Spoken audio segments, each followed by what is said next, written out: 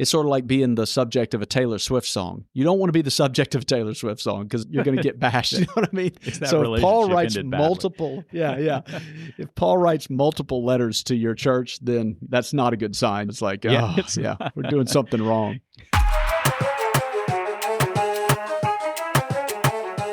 All right, we're going to start our series on decoding the Bible. And actually, I think this is the end of season 3, right? That's right. Yeah, so wow, it flies by because it seemed like we were just planning it. But we're going to talk about decoding the Bible. And you and I were just talking before we hit record about this is a bit of an ambitious project, and we don't want to oversell it either, right? Yeah. All your questions about the Bible will be answered. Yeah, this isn't the definitive guide to understanding this ancient document. Right. But we do actually, with this series, we want to distill some of our ideas about what we talk about on every episode. But we thought it would be helpful to distill some of our ideas to say, this is how you and I have learned to read the Bible over time. I'm not saying that's how I always read the Bible. This is helpful framework in understanding where we get some of the ideas that we draw from that may seem kind of out there from time to time. Right.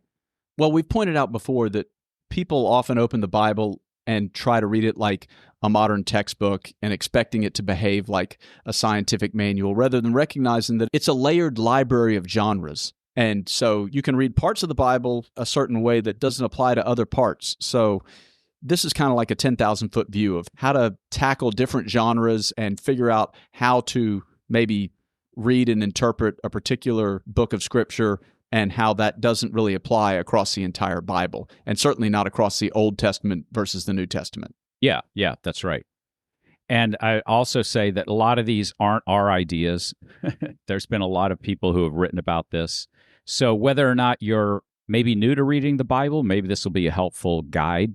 Pay attention to what you're reading, depending on where you're reading. If you've read the Bible a long time, maybe this will bring in some different perspectives about why you're hearing some of the things you're hearing that go against maybe how you've always thought, right? And I would say a legitimate way to read the Bible, but why it's a helpful way to read the Bible. Helpful. And this goes back to the early church fathers, right? Right. Some of the ways they've read the Bible. So again, this is nothing new. This isn't some modern twist on how to read the Bible. But we're going to talk today about understanding what genre of Scripture you're reading, because there are different types of genres, and we're going to talk about that today. Next episode, we're going to talk about the layers of meaning. Okay. So it's a little different take on the same thing, how one story can mean several different things, and those aren't contradictory things. And then we're going to finish up with, is the Bible literal or is it figurative? And what does it mean that the Bible is true? And we're going to bat that idea around, too. Right. Well, it's just yours and my story is similar. We grew up in the church. We both went to Christian colleges, Christian high school, and you went to seminary. And recently, in the past 10, 15 years, we're in our 50s. In the past 10 or 15 years, we've had this renewed understanding on how to approach the Bible. And it really has kind of opened up, for me, the Bible in a way, stories that I've read 100 times, that I've heard sermons on, things that I've even taught other people in Sunday school. But it opens up in a different way, and it gives me a new way to read the Bible. And so kind of what yours and my journey is rediscovering the Bible in middle life. And that's part of what we're trying to share with Navigating an Ancient Faith. What was that turning point that made the Bible pop in a different way? And so we'll try to synthesize down what we've been talking about on the podcast and on our website for the past 3 years. And hopefully we'll have a pretty good high-level view of the way to view it. Yeah. At least we'll give it a shot. Yeah, and I can think of times where a book or a theological figure, something like that, has made me read the Bible differently. So again, if you grow up in church, look, I went to seminary, so there's not a story in the Bible that I haven't heard and read multiple times, right? But there's always something kind of magic when someone else says, hey, have you thought about this angle or this approach? And all of a sudden, both of us had this experience where this story just becomes new again. Yeah. Right? And I can think of times like that. I'll be mentioning some of these throughout this series, but when I read the book, it's a guy named Bruce Feiler. He wrote a book called Walking the Bible, and then he did a PBS series. Yeah. Right. Remember that? I remember that. I was about to say, I remember that was one of those, that was one of those moments where I thought, he's taking the Bible and he's literally going to these places and discovering what he can learn about it. And it was fascinating. And then, of course, when you travel, right, we've experienced this. So you go to Israel and you go to Egypt, and all of a sudden, all these stories take on different meanings. Oh, yeah. Right? Yeah, when you're walking in that place, it has a whole new context. And it's hard to explain, but I don't know. It happened at the Dead Sea. I remember going to the Dead Sea, and there would be these columns that were shooting up out of the ground. And it's because scientifically what's going on is you got the Dead Sea and it's all this salt and minerals and things like that. That's why you can float in the Dead Sea. And it pushes out, in different spots in the rock. And so these columns of salt emerge kind of spontaneously in the surrounding area. And you said to me, oh, that's called Lot's wife, or they call those columns Lot's wife. And I was thinking, yeah, that's right. I was thinking, that's like a little too coincidental and weird to say that there are these columns. And they did. They look like people. They look like a standing person or a statue out there in the middle of nowhere. And I don't know. It was the first time it got me thinking, well, I wonder if that's a metaphor for something. Is that something that the locals understood? That for the first time, this is controversial, so we may be cutting this out. But for the first time, I thought of the Bible as myth in the sense of not that it's untrue, but in the sense that, it's trying to tell you a deeper understanding of where something came from. Do you know what I mean? How something emerged, how an idea emerged. I'm not getting into whether or not Lot's wife really turned into a pillar of salt or not. I just thought it was one of many things that I saw that I was like, man, that's weird. That's weird that there's this connection between the two, and it felt mythic, maybe. And so it kind of opened up the idea in my mind to kind of dig into the Bible a little bit through this mythic lens and see what we can find. And what we find is, man, there's stuff all over the place that I've never noticed. Yeah, that's right. So one of the first times I went with a couple of buddies of mine, we were driving through Egypt into Israel. And as we were driving, out in the distance was this, I don't know, call him a dust devil or something like that. It was basically a funnel of dust. And we all looked at each other and we just said, there's the pillar of smoke leading us through the desert. Right. And so you can't help but notice some of those things when you travel and start to think about, okay, so what is it they're actually trying to say in these stories? But that's what we're going to get into in this series. We're going to try and shed some understanding on some of those things. Yeah. Well, okay, so why is this important? And then we'll jump into the different genres. And I just wrote down kind of two opposite ends of the spectrum, that we tend to insist that the Bible is literal or true without a clear understanding of what those things mean, right? Yeah. We're trying to defend the literalness or trueness of the Bible, but sometimes we don't even know what we're defending. Yeah, we think literal and true are the same thing. And that's a rational way to look at it. And rational sounds right, but when you're talking about pre-rational writers, meaning that they weren't writing these things out as a cause and effect, A equals B leads to C leads to D, right? That's not the way ancient writers wrote. And so they were pre-rational, meaning that they understood natural phenomenon not in a scientific way, but it had its own personality. The storm comes for a reason. Now, if you ask a rational person, hey, it's storming in your neck of the woods today, they would say, well, oh yeah, that's because a hurricane was in the Gulf a couple weeks ago and all that moisture is coming up through the states and it's dumping rain on us, right? That's a rational way to look at it. The pre-rational way to look at it is to say there's a reason behind the storm, not a scientific reason, but let's say a spiritual reason. And that's why they're always looking for witches when crops go bad. And what did you do wrong? That's why Job's friend sat him down and said, well, you've got some sin in your life because this much bad stuff doesn't happen to anybody without some kind of terrible sin in your life. And of course, they wrestle with that idea. We'll get into that. But yeah, it's a pre-rational way of thinking. I can't think of a better way to say it. But that's just the way they viewed the world. And when you put yourself in that mindset, then some of these ideas make more sense. To go back to Lot's wife, to go back to the pillar of smoke that you were talking about. Some of these things make more sense through that lens. Yeah, I was just watching a TV show, and one of the detectives threw out an idea, said, well, this could be coincidence. And the detective, really straight-faced said, there are no coincidences. Right. But that's more of the maybe pre-modern way of thinking.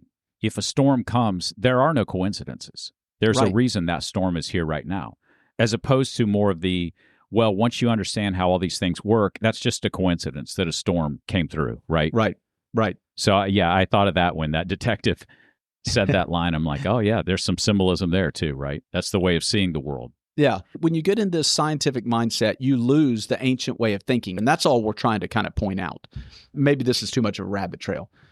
It's what I've been wrestling around with in my own mind. Okay. Trying to adopt the ancient way of thinking, and our rational way of thinking, we lose that. It's almost like if we rode around on scooters all day long, our legs would start to not work. And it would be difficult to walk. And it's sort of the same thing. It's like when you don't think that way, you lose an ability that our mind was actually meant to think through in a certain way, to rationalize. Anyway, Yeah. We can move on from that. Well, so the other side of the spectrum then is if something doesn't make sense to us in the Bible, and you see this too commonly, that we just relegate it to myth or morality tales. Right. So we either try to defend everything as this is literally true. This is how it happened. This is why they wrote it down this way. And if it doesn't make sense, we swing to the other extreme and say, well, look, they're just writing stories. Right. Right. Or we skip it altogether. Yeah. In fact, I was watching an interview where someone was talking to Piers Morgan, and they said, you probably know what I'm talking about. They said, I think there's something spiritual behind this. And Piers Morgan's response was, what, are you talking like the devil, like a pitchfork? The devil is doing this? And I thought, well, there you go. That's a spiritual worldview versus just a materialistic worldview. If you say something is spiritual, or malevolent spirit, you just picture the red devil with a pitchfork and you go, really? You believe in that? No, I heard that episode. I forget what it was, but yeah, it was the same thing. There's one with a hyper materialistic worldview that says, are you talking about ghosts or angels that fly around? What are we talking about here? And it's like you're desperately grabbing onto the material way of viewing something when somebody's commenting, no, there's a spiritual force behind this world that is the cause of all kinds of different things, and sometimes we give it too much power in our narratives and sometimes we don't give it enough. But it's the tension between those things.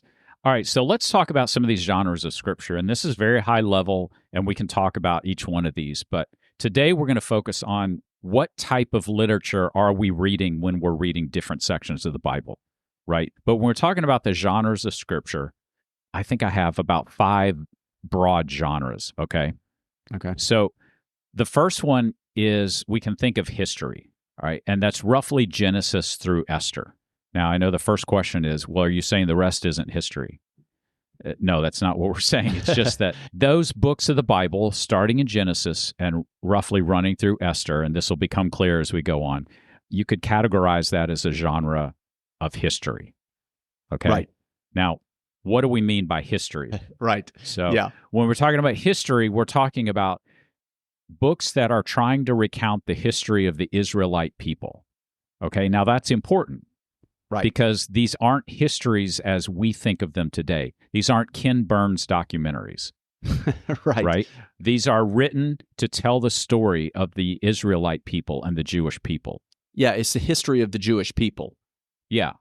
Okay, so you can look at it as kind of the history of the world, but it's better to look at it as the history of the Jewish people and their relationship to Yahweh God, as opposed to other people groups at the time that had other gods. Yeah. Yeah, now they come into contact with other people groups, obviously, and they mention their other gods, but it's primarily, the history of the Jewish people. And that means a couple things. First thing it means is they're not trying to write a history of everything that was going on during that time. Right. A common thing you hear sometimes is, why didn't the Bible talk about the pyramids? The Bible's not trying to document all of the Egyptian structures that were built, right? Right.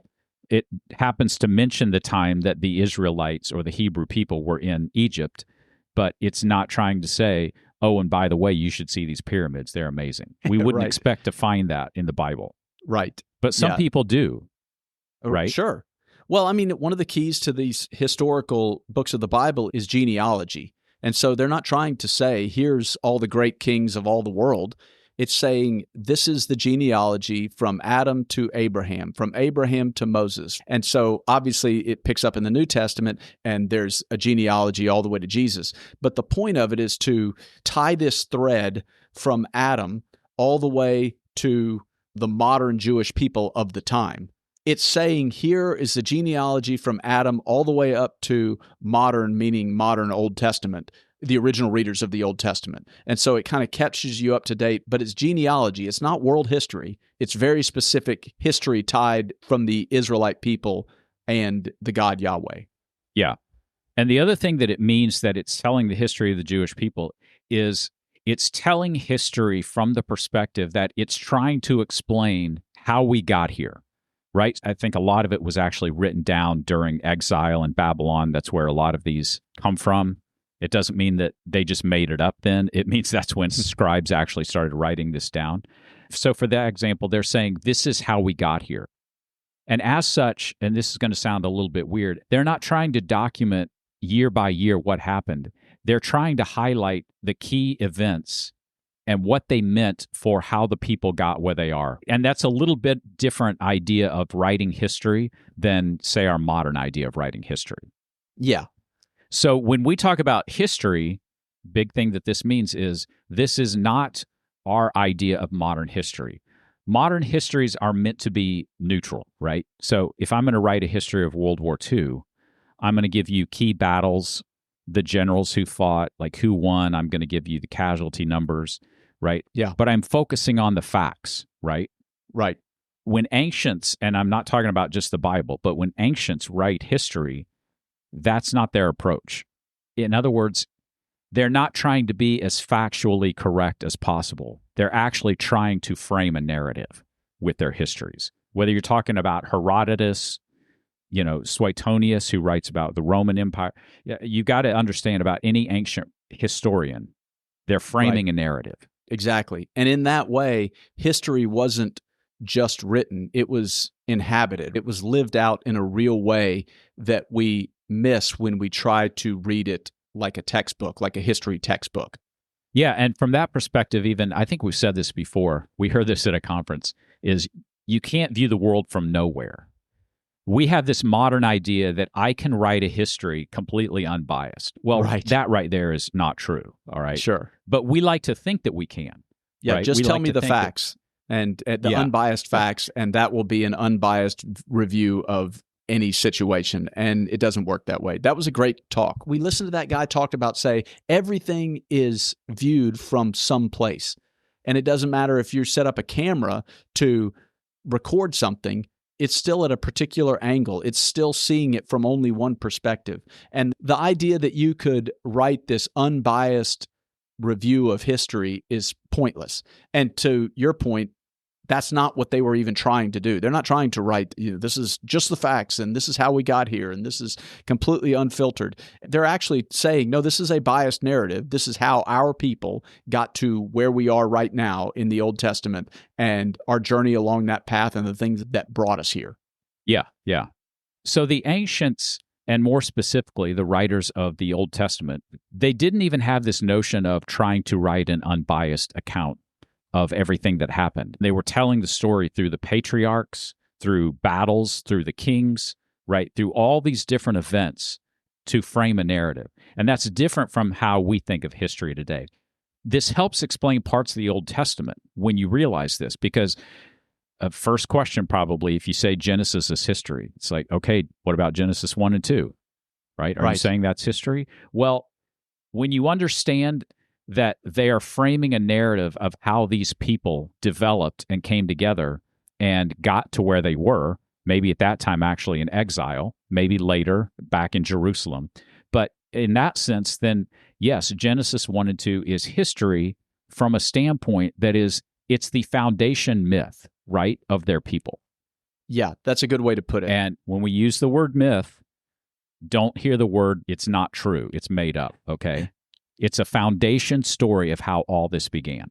Yeah, it's mythic. And so Genesis has this cosmic feeling to it. It's cosmic in its scope, but the function of it is much more covenantal, right? It explains Israel's role in creation, not the mechanics of creation itself. Right, that's right.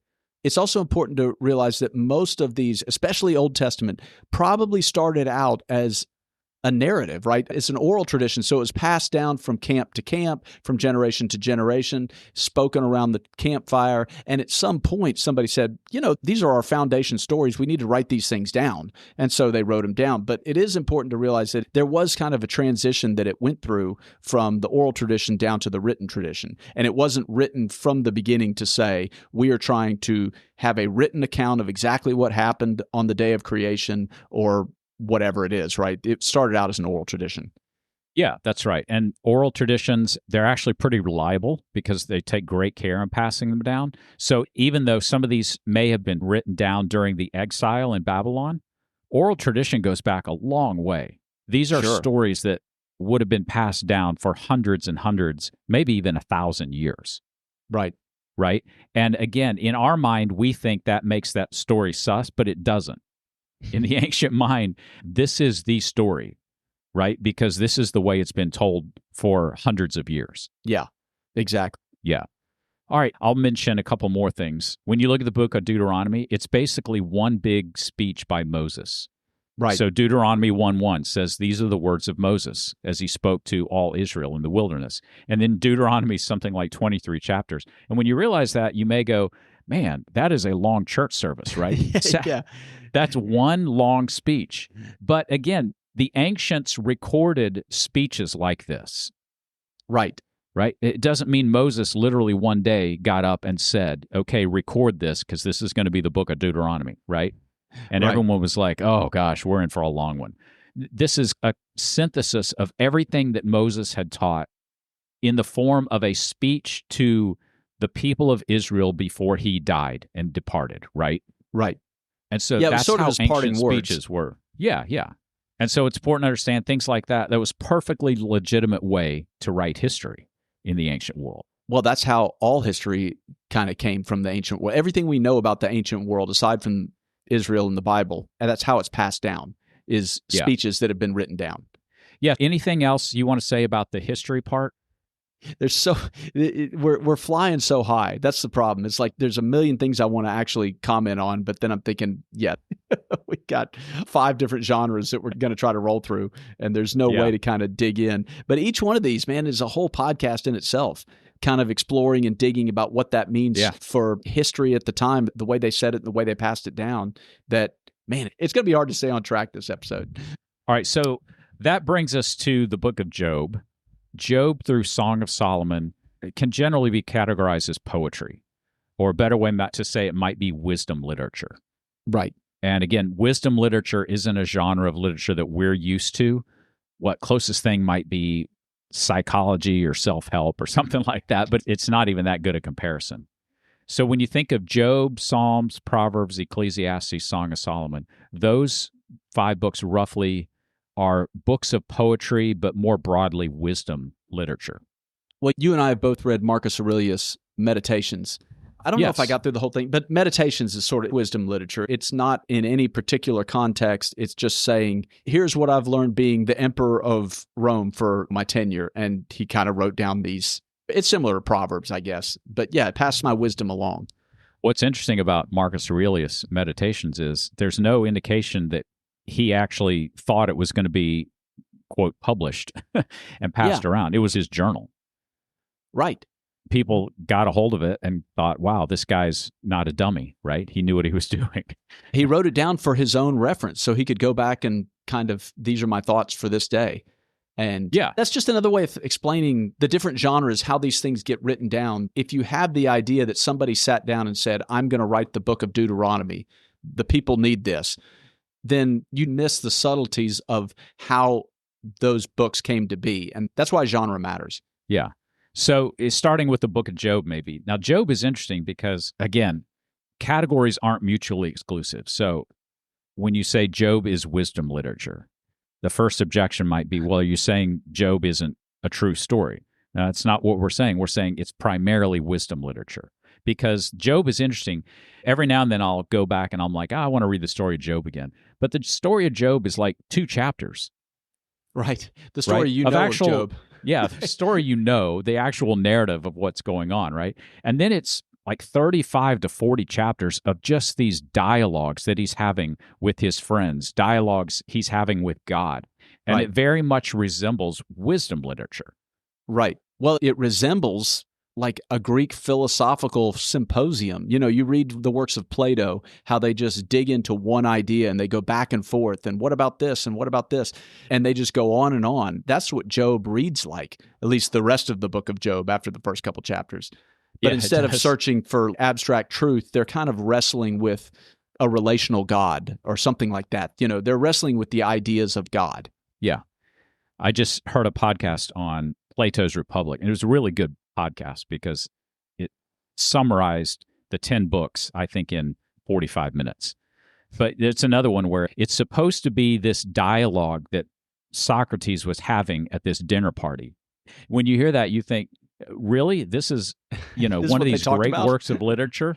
This is what they talked about for like 2 hours, and people write books on the meaning of this? But that's the way they wrote, right? They took all this thought and they put it into this dialogue form that very much, resembles Job as well. It's neat because a lot of these genres are also found in other ancient works as well. So I was doing some research on this, and there's a writing called the Babylonian Theodicy. So this is purely pagan, right? Babylonian. And one of the books in this Babylonian Theodicy is this guy kind of dialoguing with the gods. And he says, "In my youth, I sought the will of my God. With prostration and prayer, I followed my goddess." Because it's pagan, right? Mm-hmm. "But I was bearing a profitless wage as a yoke." Okay, now that just means I'm not making any money here, right? "My God decreed instead of wealth, destitution." Now that's interesting because that sounds a lot like Job. What this person is writing in this Babylonian Theodicy is basically, look, I've tried to obey the gods. I've said my prayers. I've made my prostrations to the goddess.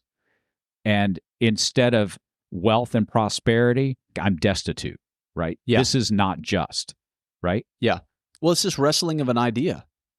And you can see it, the tension in the writing of this, and you see the tension in some of the Psalms, this, "Why have you forsaken me?" They're not trying to outline theology, that God forsakes us sometimes. They're trying to say, this is my wrestle with the God Yahweh. This is how I wrestle with these ideas. It feels like I'm in the valley of the shadow of death. And why have you forsaken, you're not around. I feel distant. It's wrestling with ideas. And when you do that in an honest way, well, that's the book of Job. It's this wrestling in an honest way of, what have you done wrong? His wife saying, "Curse God and die," because clearly you've done something to upset him. And it's just this dialogue of this wrestle saying, no, I think there's something more going on. And Job never figures it out, by the way. It's not like he says, "Hey, I just got a memo. This is a wager, man. This was all between God and the devil," right? But it's just Job wrestling with what seems like injustice in the world. And that's what a lot of these old dialogues, that's what they did, is they wrestled with ideas. Yeah, that's right. And so I'm glad you brought that up, because that statement, my God, why have you forsaken me?" I think it's from the Psalms. That's not a theological statement. Right. That God abandoned him. Right. In fact, that Jesus quotes that on the cross. And there have been people who have said, see, Jesus is saying that at that moment, God abandoned him. And no, that's not a theological statement. Jesus is actually quoting poetry. He's quoting Psalms that sums up how he was feeling in that moment. Right? Right. But it's not a theological statement that God abandoned him. Does that make sense? Sure. Yeah. I mean, it's just honest conversation. We've all had conversations that have gotten real, and it's like, here's the way I'm feeling. Sometimes the thoughts that are in your head have to come out of your mouth before you can process them in a real way. You know what I mean? And so, you've heard the term "say it out loud." It's like, well, we think things, we bat ideas around in our head. Yeah. But sometimes when I say it out loud, if I'm talking to you and I say it out loud, I'm like, look, now that I say it out loud, that really sounds crazy, or this sounds like a terrible idea. But that's just the way our minds work. And sometimes you have to put words to your ideas and put them out in the world so that you and other people can wrestle with these ideas. You can't just leave them in your head. And so some of these dialogues, that's what they're doing. They're spitting out, saying, okay, this sounds crazy, but I think God's forsaken me. What do you think about that? And it's like, okay, let's break this down. So you go back and forth about it. But it's almost like you have to speak it into existence in order to wrestle with the idea itself. Yeah, and you're right that sometimes you have to write something down Yeah. to see it. There's something about writing something down and seeing it, and that becomes more tangible. It becomes real rather than just all these random ideas bouncing around in your head, right? Or speaking it into existence. So, yeah, that's a lot of what wisdom literature is. Yeah. And so we get to the Psalms then, and we think of the Psalms as poems, but they're also songs, they're hymns. It's this weird kind of mix of what we don't have today. Yeah. Because we think, well, it's like our worship music. Now, it's more than that, right? Right. But they were written in such a way, let's say they contained these theological ideas that were written in such a way that made them memorable, right? Because people didn't have their iPhones. They memorized a lot of this. So, Okay. we know that they were put to music because there's these notes, sometimes even it says to the tune of this, so it'd be like you reading something and it's like to the tune of Metallica's Inner Sandman, right? Something you're like, oh, wow, that's that hard would make to it picture. memorable. Yeah, it might make it easier to sing. But, that's what Psalms and hymns, it became this genre of its own. So much so that when the Apostle Paul, he commonly wrote to some of the churches in the New Testament, in fact, Colossians, he says, let the word of Christ dwell in you richly in all wisdom, teaching and admonishing one another in psalms and hymns and spiritual songs, singing with grace in your hearts to the Lord. Because this is a way to keep things memorable, right? Especially in maybe illiterate societies. You can always memorize a song, right? Sure. Well, you think about nursery rhymes or children's songs. They always teach a lesson. They're memorable. They're put to a different tune. And then when they get a little bit older, you can point back to that and say, do you remember this song as a kid? This is why you sang this. And so it's kind of a teaching thing. Now, obviously, it gets deeper and deeper the older you get, the more mature you get. But yeah, look at our music today. It's so it pops in your head, It's like who lives in a pineapple under the sea type stuff. It immediately pops in your head when you know the lyrics because you know the song, right? If you read the lyrics without the music in your head, it almost is absurd. And maybe that's the effect of sometimes we read Psalms, and since we don't know the context of the music, since that didn't survive the ages, then it's missing something. I'm sure it meant more to them at the time, even though they're obviously profound today, just the lyrics. But imagine putting the music on top of it, the effect that would have, especially if you grew up hearing it. Yeah. I have this prayer book that I read through every day. In the evening, it's the Vespers, and there's always a hymn. And it's weird because it's just the words. And sometimes I recognize the words. Sometimes it is just a poem, but sometimes it's an old hymn, and I'm thinking, oh, I haven't heard that in a long time. So I'll YouTube it, and I'll actually play the YouTube video. But it always amazes me how that song then sticks in my head the rest of the evening. And, I think that's the purpose of it. Yeah, sure. Supposed to, what is it they call it? Earworms?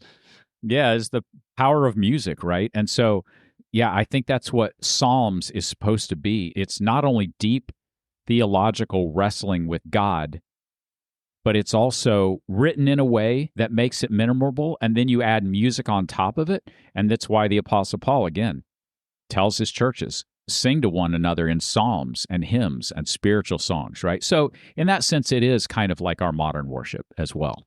Right. All right, so after Song of Solomon, we get to the prophets, and this kind of rounds out the Old Testament. So Isaiah through Malachi. But yeah, the rest of the Old Testament is these prophetic oracles. Now here again, you start to go, well, isn't that history? Well, it's primarily prophetic oracle, but it's all set in historical context, right? Because it's always a prophetic oracle in response to something. Right. Right? Yeah, and these are tricky because there's a tendency to read the Bible thinking that it means something for me, JR, in 2025, right? Yeah. And the minor prophets especially are difficult to read through that lens. You're just not going to get it, There's obviously things to be learned, but again, it's not this universal wisdom of this is the way the world works. It's specifically time and place dependent, and these are the patterns that we saw. These are the prophecies that we made, and this is how it came to pass, right? So it's sort of like a documentation of the prophets that made the prophecy and it came true, and how that moved the Israelites forward. Yeah, so there was this whole period where different events were happening, and the prophets were people who are trying to call people back to God, trying to call people back to the covenant. They were trying to explain, why did the northern kingdom go into exile to Assyria? Why did the southern kingdom go into exile to Babylon? And so prophets were people who were trying to explain, here's what's going on in the spiritual realm, why this is happening. So what you can't do is you can't think of prophet as someone who just predicts the future. Right? That's like not Nostradamus. what they were doing. Right. Yeah. So some people try and read these as predicting the future. They're trying to say how the world is going to end. There's maybe a small element in some of the prophetic books, but mainly they're trying to explain, hey, this is what's happening as a result of our disobedience to the covenant with God. And here's how we get back to the covenant, right? Right. Well, we talked in another episode, we talked about that prophets see patterns and they present that to the people. And so part of reading the prophets is picking up on this pattern that they see. And there is probably a modern benefit in that, in seeing that history repeats itself.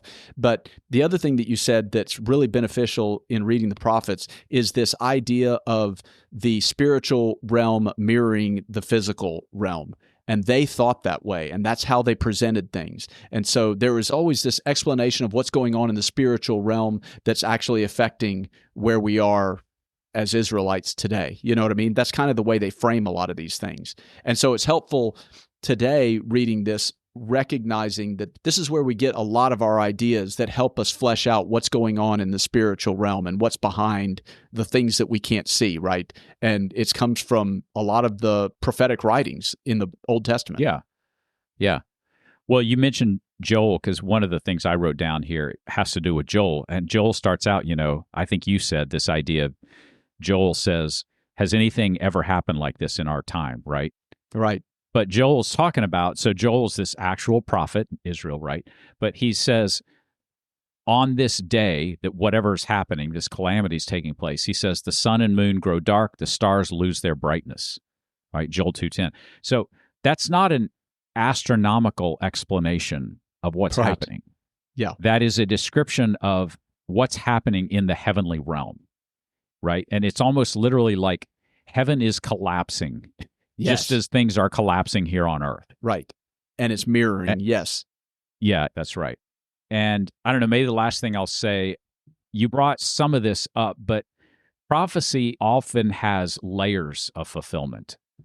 So when we read stuff in some of the prophets and we said, well, this took place back in Isaiah's time, right, or Joel's time, and this prophecy was fulfilled.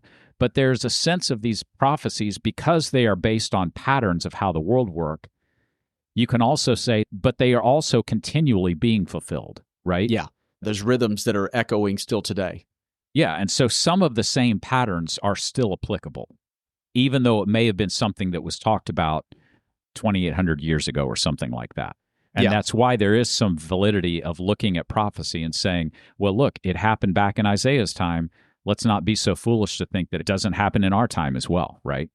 Yeah, and this may be a better conversation for the layers episode, but you're exactly right. There are layers to it, that there is the immediate prophecy that this is about to happen in the life of Joel or in the life of the prophet, that this is going to happen right away. But then there's also ripples of it that keep coming and that you can see the pattern of it and see it emerge. It's kind of like seeing mountains off in the distance, and they all appear to be close, but then, in reality, they may be miles apart. They may be separated by valleys and rivers and things like that. But at a distance, it all looks like one flat group of mountains, right?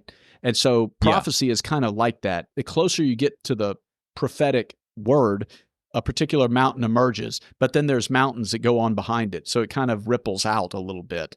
And so anyway, it's easy to read it thinking that it's about this one particular time and place, and it may be, but there's also echoes of it that can be applicable through other times of history. All right, so that brings us to the New Testament. And the first section of the New Testament is the Gospels. This is probably going to make a little more sense to people, but the Gospels, Matthew, Mark, Luke, John, and Acts, okay? Mm-hmm. So we actually talked about this during our Gospel Announcement series, and I could put a link to that in the show notes too. But Gospels are accounts of the life of Jesus. But here again, a gospel was a very specific genre of literature that wasn't even unique to the Bible, because in the Roman Empire, people had gospels, right? And what they were doing is these were declarations of good news about how the world was about to change, usually based on who was the new emperor or a big battle that had just been won. Right. But that was a gospel announcement. And so the Gospels are written, you could think of it this way, a little bit similar to the Old Testament history part, is these are not written as a travelogue of Jesus's life. Right. These are written as stories of Jesus that leads up to this larger announcement, which is he is ushering in a new kingdom. Right. Right? Yes. If Genesis told Israel's origin story, then the Gospels tell the Gentiles' origin story, so to speak, that's right? a good way or to at least say it. Yeah. how the rest of us become partakers in God's divine plan. That's a good way to think of that. Yeah. So several places, Matthew 4:17 says, from that time on, Jesus began to preach, repent, for the kingdom of heaven has come near. Like that's the heart of a gospel story right there. The world is about to change based on what I'm going to preach and do ultimately, right? Right. And so the last thing I'll say on this, because I think people are probably pretty familiar with the gospel, is that it's also why that different gospel writers, say Luke versus John, can put stories in different orders. And that frustrates us because we want the chronology of what in AD 28, what was Jesus doing? Why does Mark put this at a different place, right? Because they're not trying to write the chronology of Jesus. They're trying to tell the stories of Jesus in a way that reinforce the larger idea, repent for the kingdom of heaven is near, right? Yeah. And it comes from their individual point of view, too. Have you ever seen a movie where the first part of the movie is from one person's point of view, and then the second part of the movie is from somebody else, and then there's a third person, and those are always kind of interesting movies because through all these different people saying, this is how I saw this, whatever, this murder mystery type thing. This is how I saw this murder. And then somebody else says, well, here's what I saw. And they explains their part of it. It paints a broad picture of who done it, right? Well, that's kind of what you can kind of look the Gospels that way. Not that they disagree, because they really do. They go together well. But again, if you're trying to say, well, look, if Luke and Matthew were trying to do an exhaustive day-to-day history of Jesus, how come Matthew left this out and Luke included it? And it's like, that's from Luke's point of view. This was an integral story in the way he saw the life of Jesus. And then Matthew and Mark did the same thing. And so when you have the four Gospels come together, it paints a complete picture. But just like that movie that comes from different angles, that's kind of what you get when you read all four Gospels together. Yeah, that's a good way to think about it. I can't actually think of a movie off the top of my head, but I have seen movies like that. There was people either loved it or they just go, I don't understand. But I feel like it was one of those. It was Tom Cruise. Magnolia, that's what it was. Was Magnolia like that? Magnolia, yes, it was very much like that. And Magnolia I hated it. And then I sat down with some people and talked about it, and I said, I've got to watch it again. And I watched it again. I'm like, this is genius. I would probably appreciate a lot more if I watched it again, but it was one of those movies that confused me. But I heard people raving about it. People loved it or hated it. Let's put it that way. Yeah, right. But anyway, yes, from different points of view, it either fell flat or it painted an amazing picture that you're like going, I can't believe what genius wrote this. All right, so after the Gospels, most of the rest of the New Testament is what we would call letters, personal letters or epistles, right? It's the biblical word for them. These are the writings of Paul. These are the writings of Peter, John, to specific churches or individuals. And the best way to think about epistles, this is an easy one, it's personal correspondence, right? It's very personal between the writer and a person or a group of people. We have done a bunch of series on Paul's letters, so people should be familiar with that. There's a couple things to keep in mind. So not everything written in a personal letter can be applied across all space and time. Sure.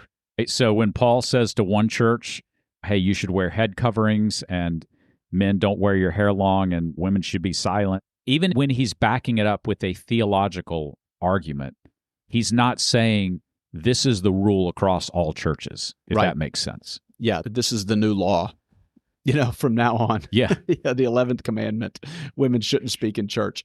No, he's addressing a specific issue in that church. And those things can, again, repeat themselves in history. And so you can learn from it of specific issues in other churches. But yeah, recognize that this is a specific one-on-one correspondence. And we can draw theological components out of that, but when you try to drill down and say everything that he said is trying to establish theology, permanent theology, you're going to get off kilter there, Yeah, and you're going to come up with some weird theology. Right. Yeah, right. It's always interesting because you can tell the churches that actually things are going pretty well. I think Philippians is one of those letters where, man, they kind of had their act together. Paul didn't have a lot of bad to say, as opposed to the Corinthian church where God only knows what was going on there. Paul's probably pulling his hair out. But the churches where things are going well, he doesn't give them a lot of rules. He doesn't have to say, hey, do this, wear this in church, do that. Because they got it down. Just keep doing what you're doing. And sometimes we read Paul's letters to try to get a list of rules to live by, when Paul is really, I think, saying, if you deepen your relationship with Christ, you wouldn't need all these rules I have to write to you all the time, right? Yeah, I wouldn't have to spell it out. And we all know that there was other churches that Paul never writes, or at least we don't have letters for, And the assumption is, maybe they were doing it right. It's sort of like being the subject of a Taylor Swift song. You don't want to be the subject of a Taylor Swift song because you're going to get bashed. You know what I mean? So if Paul writes multiple, if Paul writes multiple letters to your church, then that's not a good sign. It's like, we're doing something wrong. Guys, we got the fourth letter coming in. This is going to go viral. A good thing. We're in trouble now. To your and the point, church at Antioch is going, Paul never wrote us letters. Yeah, he never says anything to us. It is kind of like reading, imagine love letters that you and your spouse wrote back and forth. It'd be like taking a love letter from your spouse and reading it for grammar. You know what I mean? Checking for grammar mistakes. Well, did she punctuate? Yeah. It's like you're missing the whole point. The whole point of it is to get the emotions from it. That's what it's trying to communicate. And a lot of times that's what Paul's doing. He's trying to communicate an idea, sometimes in response to an emotional situation that's going on at that particular church. Yeah. And sometimes Paul comes across as pretty emotional, right? Sure. I think at one point with the Corinthians, he has to basically apologize. And guys, I was pretty ticked off when I wrote that last letter. So. Yeah, I was being dramatic there. I should have dialed it back, but just destroy that letter. Nobody's going to read it. Yeah, that's the missing letter, actually. Just throw that away. Boy, wouldn't that be interesting to find that letter? Yep. Man, I'm telling you. Because there is that missing. There might be even two, but he talks about his harsh letter. That would be fascinating if someone unearthed that. Well, we need to go back to Qumran and start digging around. It hadn't all been found. Yeah, there's caves all up in there, man. We just got to do the searching. Let's be committed to it. Yeah, that's right. So the last genre is apocalyptic, and we're talking about the book of Revelation. And there's a lot to say here. On the other hand, I feel like we talked about some of this when we talked about, say, the end of the world. Right. But apocalyptic is definitely its own unique genre of literature. Yeah, it's tough. Yeah. The main point, I think we said this during one of our episodes previously, is, we think of apocalyptic as confusing and hidden, but the word apocalypse means unveiling or revealing. So it's actually meant to show you what's happening. Right. Yeah. Right? Kind of the opposite of how we often take it. Oh, yeah. You read it and you're just more confused when you end it, But we talked about this in the End of the World episode, that we think of apocalypse as, the end of the world, right? And it really, the word literally means unveiling, which is ironic because it's tough to read. I don't feel enlightened when I read it. I don't feel like, wow, that makes perfect sense. This is great. Oh, now I know what's going to happen. Yeah, there we go. You hadn't brought in the horror dragon riding and the beast. And what I'm supposed to do with any of that, right? Now it all makes sense. Well, no, there's a lot of symbolism used in apocalyptic literature. And look, you even see some of this in Daniel and some of the prophets. So there again, these genres aren't mutually exclusive, but Revelation is kind of the main one we talk about. There again, it's describing a pattern, right? It's describing here's how a world is going to end. And so that's kind of where we get confused sometimes in Revelation, because we say, well, is John talking about the fall of Jerusalem in 70 AD, which would have been on his mind, or is he talking about a future event, or is he talking about something in the past? And the answer is yes, he's talking about all that. Every bit of it, yes. Yeah. Because it's a pattern that repeats itself. And if you understand the pattern, you can see how these things repeat themselves. So yes, it is about the fall of Jerusalem. And yes, it will be about how God's kingdom ultimately comes as well. Right. The reason it's difficult for us to understand is because we've lost that ancient way of thinking. And so they use metaphors that I think was probably pretty common in the ancient mindset. You talked about the beasts in Daniel or Revelation with 7 horns, and then the horn had one horn that came up and destroyed all the other horns, right? All this kind of stuff that the modern person thinks, what is this? I mean, trying to visualize what he's saying in your mind. But I think the ancient person recognized beasts as kingdoms and recognized horns as leaders. And I think it was probably more common in their everyday apocalyptic conversations, apocalyptic letters to each other, that these were common metaphors that were used. And some of that stuff is lost on us. Yeah, no, I think that's a good point, and you're exactly right. When he talks about a beast with 7 horns, people are going, oh, he's going back to Daniel. We all know Daniel, right? Yeah. They would have known that, but we often don't. And look, he's also making a political commentary on the Roman Empire. So when he says, the whore of Babylon rides in on a beast, people are going, oh, that's not going to go well in Rome. I was about to say, and we might too think, close. We might say, well, how did they make that connection? But they would have made that connection fairly quickly, right? Yeah. And you're right. They're probably gritting their teeth saying he's getting a little bit too close to just saying it, right? You better watch it. Yeah, that's right. But if you just come out and say it, then you're not writing apocalyptic literature, right? Because it has to apply today and tomorrow and 100 years from now and 1,000 years from now, right? So that's why it has to be the beast with 7 horns and the whore riding the beast into the ocean and all these kind of crazy images. Yeah, I hadn't thought about that, but you're right. If he was talking about one specific instance, he might come out and say that specific instance. But he's talking about a pattern, something that could apply to multiple times in history. So, yeah, he's got to be more vague with it. Yeah.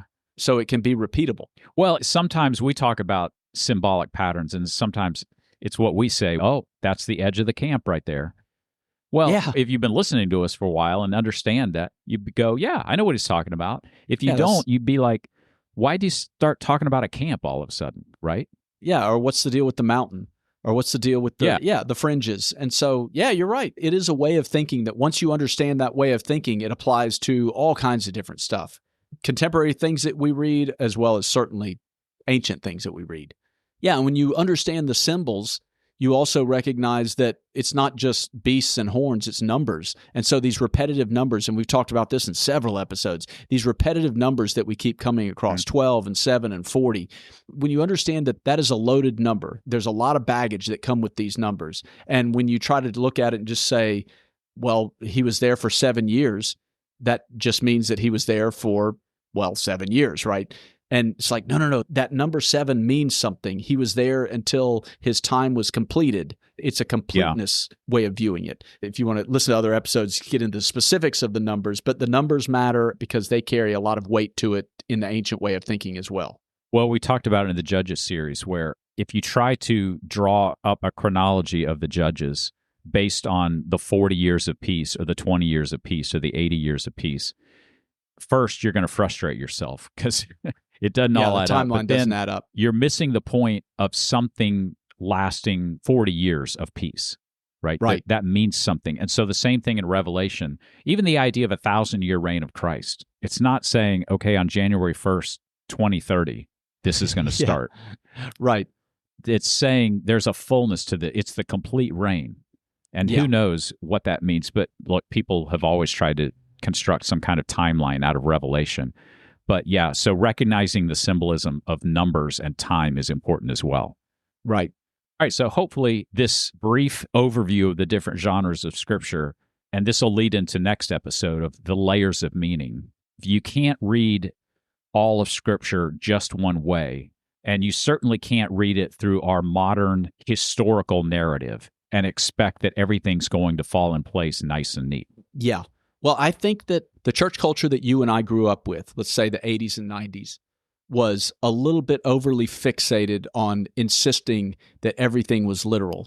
I think it's a reaction of fear because the atheists were gaining some steam and they were starting to sway culture a little bit. And so there was this absolute flag in the ground that everything has to be taken as the most literal possible interpretation you can get. And what that did was set up an unnecessary defense of something the Bible wasn't trying to defend to begin with. Does that make sense? It set up an unnecessary, exactly. And so it's almost like we painted ourselves in a corner. And what we're really I'm seeing culture shift, or at least church culture shift a little bit into understanding what these symbols meant and how the ancients meant it to be read. And I think we're getting a little bit more of a nuanced understanding of what the Bible is saying, And because of that, I think the Bible is becoming a much more interesting book to a lot of people who ignored it for a long time. Yeah, it's much more dynamic. Yeah, it's not uncommon now to listen to a secular podcast and hear someone talk about a Bible story, and someone will go, "Man, the Bible says that?" Right? Yeah. It's like, yeah, you should read it. Yeah. It's interesting because it's getting into mainstream. I see podcasters or I hear commentators on TV that are not interested at all in Christianity necessarily as a way to live your life, but they mention biblical stories and they pull these ideas from the Bible. And it's because it's being recognized as a broader narrative than just this is exactly how the world came about and this is exactly how day-to-day life from Adam to Jesus and on, right? It's describing something a lot more broad. And that's why it's good to have this conversation about genres, because if you don't understand the genre that you're reading, then it's real easy to get off track. It's so important to understand the context that if you read a psalm like a legal contract, you're going to panic when it says the Lord will crush my enemies, right? But if you read the psalm as poetry, then you realize that, man, this is like somebody's heart crying out for justice. And again, man, that context matters. And if you get it right, then I think you can grab the purpose of the book. Yeah, and I would add, you will find yourself painting yourself into a corner, trying to defend the Bible, saying something that the Bible is not even itself trying to say. Exactly. Because you don't understand the genre you're reading. Yes. Right. Yeah, there was a quote I read about an author we both like, Michael Heiser. In one of his books, I highlighted this, and I thought, man, this is great for this episode right here, is he says, let the Bible be what it is, and be open to the notion that what it says about the world might just be real. And I really like that quote because he's keeping that tension, right? Let the Bible be what it is. Don't over-literalize everything. Understand why the author is writing what they're writing, but also be open to the fact that some of the weird stuff just might be a description of reality. Yeah. Right? Right. And if you're open to that, what you're going to find out is that its description of reality actually resonates with what I see in reality. Do you know what I mean? Yeah. If you're open to the idea that they're trying to describe reality, what you will find is that resonates with the way I see the world also.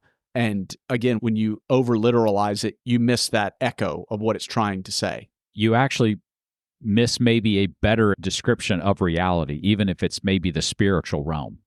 Yeah. Than what you're trying to defend, right? Yeah. Something like that. Well, it's something like allowing the Bible to speak in its own voice. And when we do that, it invites us not just to read about truth, but to enter into it. You know what I mean? And to experience it and to see reality the same way. Yeah, that's right. Yeah, that's a little bit to give it a go, to give it a try. Maybe this is off topic, but I'm thinking of Joe Rogan's fascination with Enoch all of a sudden. And it's like, why is that fascinating to him? Yeah. But, First Enoch's not even part of what we're calling the Bible. But again, it's because something about when you read that book, something about it resonates of what is this true? What if this is true? Right. What if this is a description of how things went down in the spiritual realm, right? Yeah, sure. And Rogan's coming from the lens of aliens. It sounds like an alien encounter, right? He loves that. But there is something that resonates on a deep level if you let it. And so, let the Bible speak in its own voice, and man, you can enter into it as opposed to trying to read the do's and don'ts of the way we should live our lives. Yeah, that's right. When it's only a rule book, the Bible becomes pretty stale. But when you read it as a description of this crazy world that we can see and the crazier world that we can't see and what God is doing in that world, then the Bible becomes this endless, fascinating piece of literature. Yeah. I heard something the other day that was talking about an ancient cathedral. He was saying, let the cathedral tell its story. And he was kind of looking at it like the cathedral is there to tell a story. And I thought about that, and I'm like, we read the Bible like a newspaper instead of a cathedral. You know what I'm saying? It's like a newspaper could tell you a story, but so can a cathedral. And in fact, the cathedral tells a much deeper story than simply listing off the facts and the details of a narrative, right? The cathedral immerses you in the narrative if you let it, if you know what you're looking for and you allow it and you enter into it in that fashion. Yeah, we could keep going on and on, because I think you also mentioned that, we think the Bible has to make sense to me in 2025, right? Oh, yeah. And we end up forcing the Bible into this mold that it was not meant to be forced into when we insist that the Bible makes sense of 2025. Right. Instead of taking us on a journey. And it's like when we travel. We experienced this when we went to ancient Mycenae and some of these other places. It forces you to enter into their world. And once you enter into their world, it starts to make sense. And I think you and I both had this moment where after we visited these sites and we're like, yeah, these myths make perfect sense now. Right. Whereas before, it's like, man, this is weird. Why are they telling this story? Yeah. I think in some sense, the Bible does that as well, right? Yeah. It forces us into a world that is foreign to us.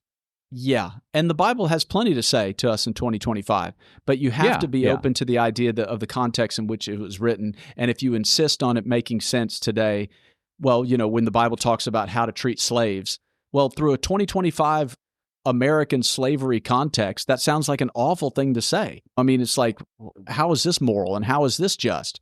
But that's you forcing your modern context in something that you think is self-evident and assuming that it's always been self-evident through all of history. And, that's just not the reality. All right, we're going to talk more about this next episode because we're going to talk about the layers of meaning, which is different approach to the Bible, but it's also, there's going to be some overlap. I think these are fun conversations. We could have gone on for 2 hours talking about some of this stuff today, but we'll pick it up next episode with the layers of meaning in the Bible. Yeah, that sounds good. Thanks for listening. Don't forget to subscribe so you won't miss a single episode. Check the show notes for links and ways to connect, whether that's joining our Facebook group, signing up for the newsletter, or reaching out to us directly. And for more articles and resources, visit navigatinganancientfaith.com.